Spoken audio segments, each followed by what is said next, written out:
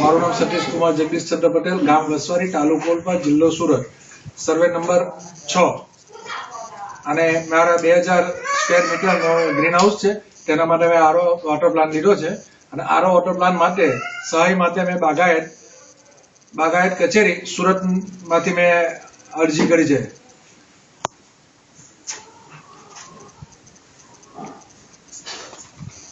પેલા ટાંકીઓ આમથી બીજો કોર્સ ના તો રેકોર્ડિંગ ચાલે. આખો વિડીયો મૂકવો પડેલો.